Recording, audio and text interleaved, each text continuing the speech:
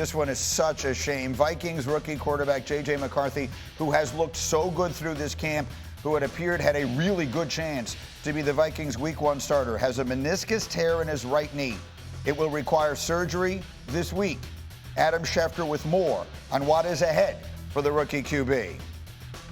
They're going to perform surgery on J.J. McCarthy's right knee, on his torn meniscus. And whether they decide to trim or repair that meniscus will determine whether it is a shorter or longer time period for which J.J. McCarthy will be sidelined. Obviously, one scenario, fairly short, multiple weeks. The other longer one is something the Viking fans don't want to think about. The question is, how extensive is the damage and what they need to do to actually either trim or repair it, and that will determine how long the rookie first-round draft pick will be sidelined and when he'll be able to play, if he'll be able to play again this season.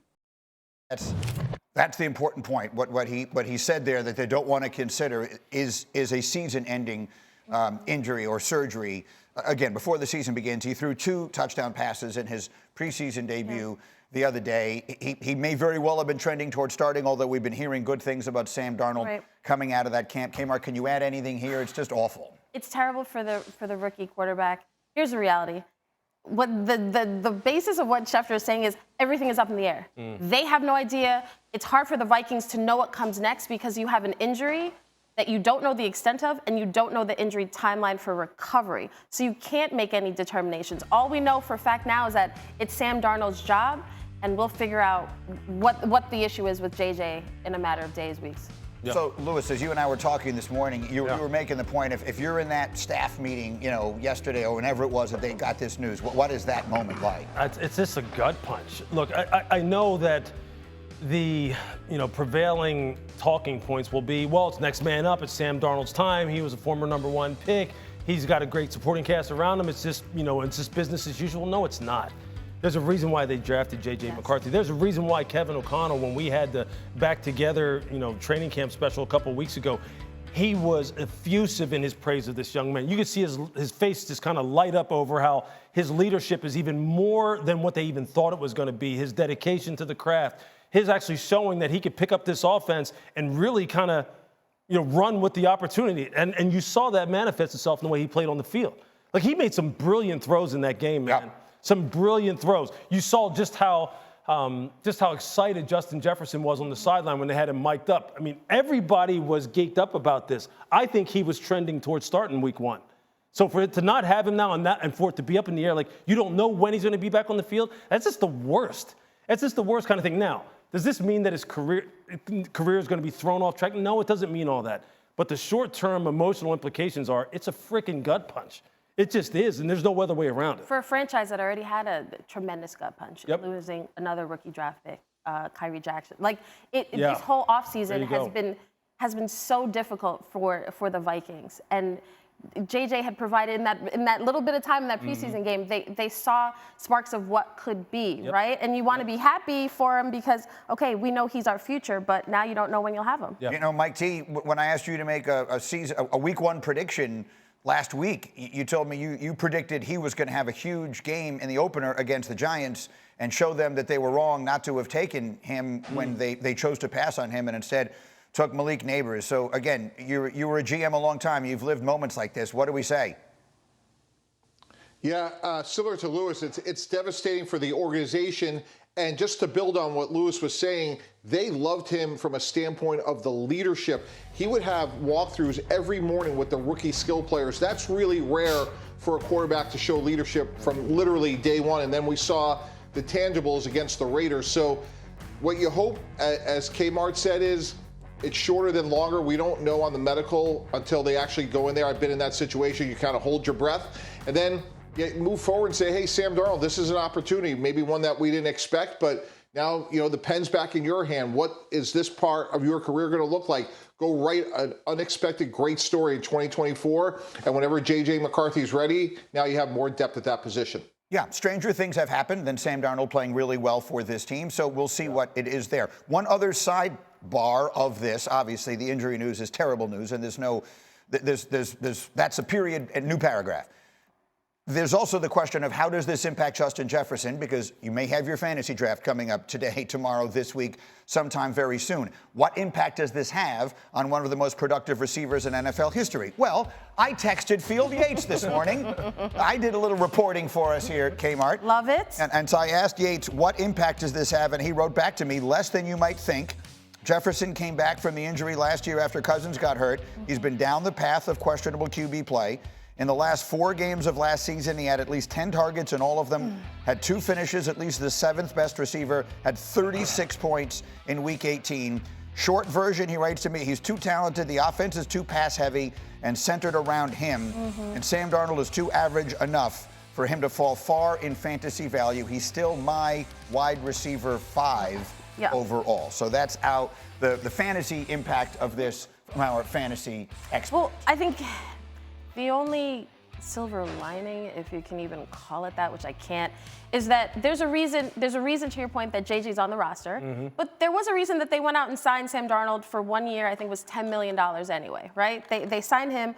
So this isn't a situation like if Greeny's Jets lose Aaron Rodgers again. Knock on wood somewhere, right? If they lose Aaron Rodgers, it's a little different. Thank you. A little different. Yeah. It's a little different if Patrick Mahomes goes down. This was a situation where they had a young kid. They were going to bring him along, even if he might have been the starter. They have Sam Darnold. No, but you know what? I hate to say it, Lewis. It means he's not Zach Wilson. Yeah, that's what it means. You know what? In all seriousness, I did have a prominent quarterback tutor tell me, look.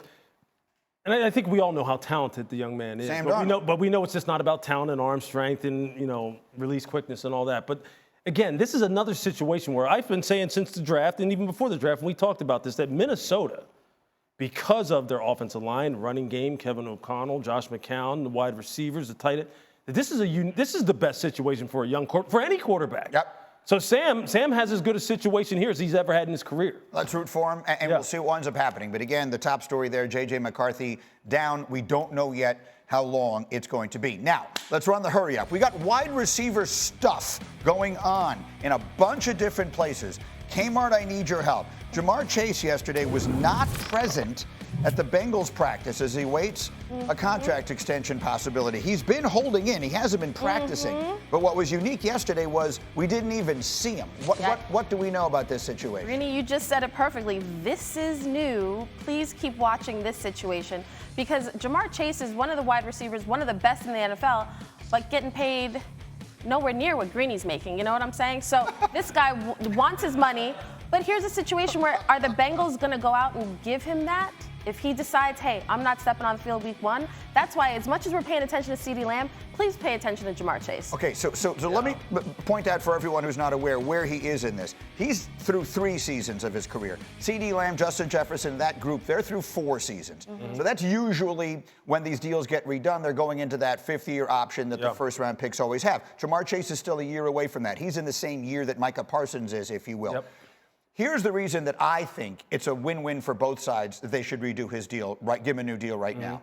He shouldn't step foot on the field without one, and they should look at what's been happening and realize if I do this now, it's going to be $10 million less than it's going to be if I wait until next year when all these deals continue to go up. They should do a new deal with Jamar Chase right now. Yeah, look, I agree. I agree. The market for wide receivers is exploding. I think we've seen the increase in terms of the position, the importance that people place on the position, and we know why. We've talked about it numerous different times about how wide receivers flip the game more so than anyone outside of quarterback. And this guy has totally outplayed his contract. I know there's going to be people who are contract truthers out there say, honor your contract until the end, and he shouldn't be holding out. He shouldn't be asking for more money. That's not the way the business of football works, so I'm with you. He should be trying to get his now because, look, it's criminal what he's going to get paid this year on a relative basis. It just is. And if you're Mike Brown, you're sitting there going, are wide receiver salaries on an average per year basis going to soon be approaching $40 million a year? Because they are. Right. They just are. So, yeah, it makes sense. But in this situation, he has no leverage. So, I mean, Mike can speak to this. He knows how Mike Brown thinks. Yeah. They're at an impasse. That's the tough part because it's Cincinnati. Historically, that has been an issue and whatever. But to me, it makes business sense, Mike T. Look, let's open the offices of Greenberg and Tannenbaum for just one moment here. And let's think this through. A year ago at this time, CeeDee Lamb was in the same place in his career that Jamar Chase is now, 3 years in. How much better off would the Cowboys have been if they had signed him to the top of the wide receiver market then? How much money would it have saved them in the long run, right? I don't remember exactly what it was then, but it was under 30, and it's now up to 35. So to me, it makes all the sense in the world to sign Jamar Chase right now. 100% Green. Conservatively, the Cowboys would have saved $50 million. That number would have been somewhere around $25 million. CeeDee Lamb's going to come in at, call it $34, $35 million. So on a 5-year deal, easily they would save about $50 million. And building on what Lewis was saying, at $4.8 million, Jamar Chase is dramatically underpaid. However, I've negotiated with Mike Brown in trades. He is a guy that puts a value on a position, and he will not move, period, end of story. So this, to me, is really interesting. He's supposed to make $4.8 million this year, $21.8 next year, and the year after, guys, just to remind you, like his teammate T. Higgins, they could franchise him. So if I'm Mike Brown, I'm saying, hey, for the next 3 years, I know what you're going to get paid, but without question, Greeny, long-term, there is a spot here that is a win-win. You don't want to play this game with Jamar Chase. Nope. No. Absolutely not. As good a receiver as there is in the whole. I don't care who you want to name. Justin Jefferson, CeeDee, he's as good as any of those guys and as valuable. All right, let me go to the next one here because I got more wide receiver situations. Kmart, the Brandon Ayuk thing. It's like a roller coaster. First, there was no way he was going to get traded. Then it was a certainty he was going to get traded. Then we didn't hear anything about it. Now it seems to be hanging in the air. What is going on with him? It's a roller coaster, and I am dizzy. Let me tell you. The latest is pretty much what we knew last week, which is the Pittsburgh Steelers are still a strong possibility to land Brandon Ayuk. But here's what we have known. Brandon Ayuk wanted more money from the 49ers, and the 49ers didn't want to give it. Now the 49ers are like, hey, let's talk a little bit. Let's try to work something out. Because they had already said they didn't want to lose him. So both sides want to be together. The question is, the Steelers are out there, but will the 49ers want to trade him, or can they come to a resolution, them and Brandon Ayuk? That remains to be seen. Lewis, what makes sense to you here? Going back to San Francisco. Yes. Yeah. Because, look, reports are New England had a very, very strong offer on the table that would have compensated him in $30 million plus per year, right? And the Browns, but he doesn't want to go there. He really, I mean, it just really seems like he just wants San Francisco to give him something now that makes him feel as though he is being valued like the top 5 wide receivers in the NFL. He doesn't need to be the top paid wide receiver in the NFL, and he's trying to use the threat of going to other places to get them to move and do that. And John Lynch right now is going, hey, look, I know what you're doing. Right. Look, we told you, go ahead out there and solicit a deal. You got one from New England. They were ready to go ahead and give us significant, I assume, draft compensation and pay you, and you said no.